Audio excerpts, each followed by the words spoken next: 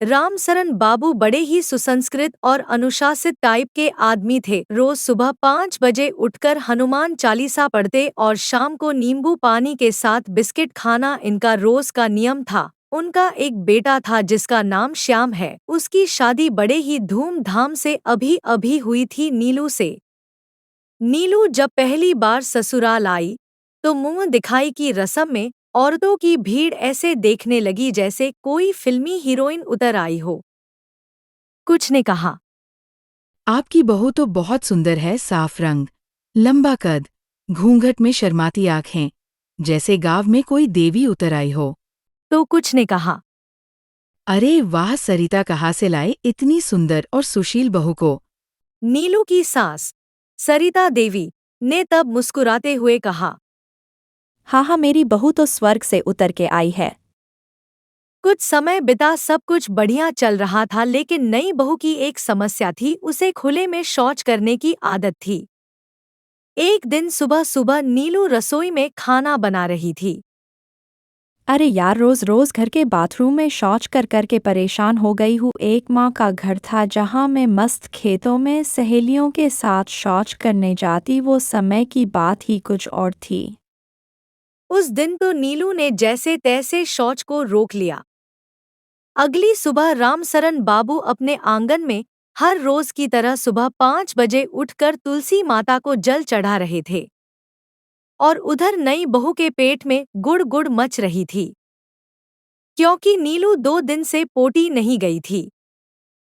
कल तो मैंने जैसे तैसे कंट्रोल कर लिया, लेकिन आज पोटी का प्रेशर बहुत ज़्यादा तेज़ हो गया है और मैं इस बार बाथरूम भी नहीं जा सकती, क्योंकि वहाँ न तो हवा है और ना ही खेत जैसी पक्षियों की चहचहाने की आवाज़ें, पर प्रेशर भी नहीं रोक सकती।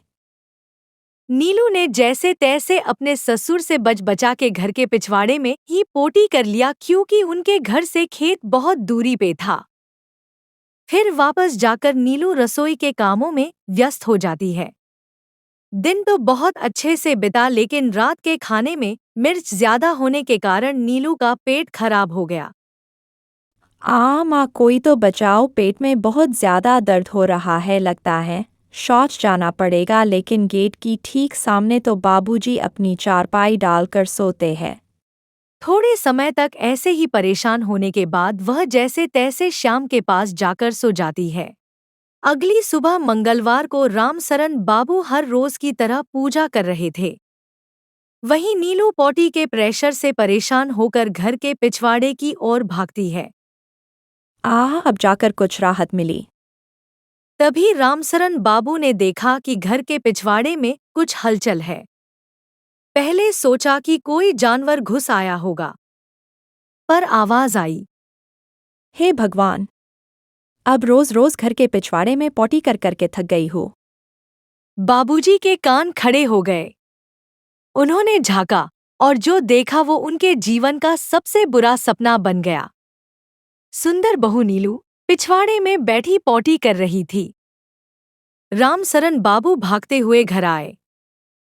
सुनो सुनो, ये हमारी बहू तो खुले में शौच करती है। अरे ये तो कुल की नाक कटा देगी। घर में पंचायत बैठ गई। चाची ताई पड़ोसन सब आ गईं। किसी ने कहा, इतनी सुंदर बहू और ये हाल, छी छी, लगता है मायके में बाथरूम नहीं देखी होगी।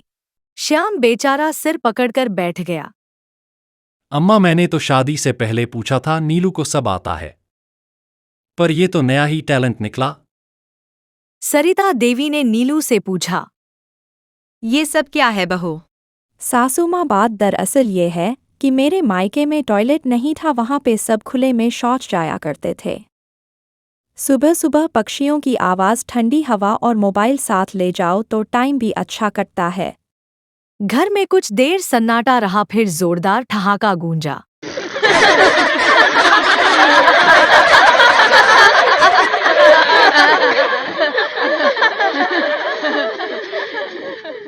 अरे बहू, हमें क्या ऐतराज होगा, बस मीडिया में खबर न फैले कि ननिहालपुर की सुंदर बहू घर के पिछवाड़े शौच करती मिली। गांव की इज्जत का सवाल है।